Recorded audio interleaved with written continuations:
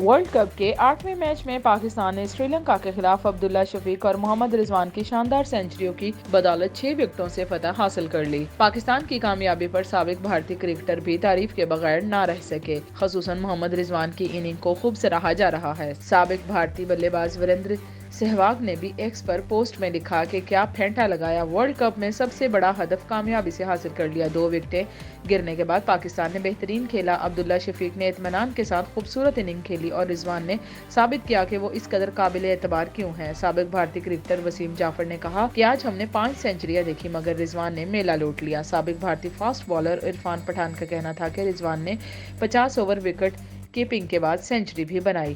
وہ پاکستانی ٹیم میں سپن بولنگ کو کھیلنے والے بہترین بیٹر ہیں۔ عرفان پٹھان نے عبداللہ شفیق کی بھی تعریف کی اور کہا کہ انہوں نے ورلڈ کپ کے دباؤ کو آسانی کے ساتھ سنبھال لیا۔ پاک سری لنکا میچ کے دوران اسٹیڈیم میں جیتے گا بھائی جیتے گا، پاکستان جیتے گا کے نعرے بھی لگتے رہے۔ ہدف کے تعاقب میں جب پاکستان کرکٹ ٹیم بیٹنگ کر رہی تھی اس وقت گراؤنڈ میں شائقین کی جانب سے جیتے گا بھائی جیتے گا، پاکستان جیتے گا کے نعرے لگائے گئے، جس کی ویڈیو بھی وائرل ہو گئی۔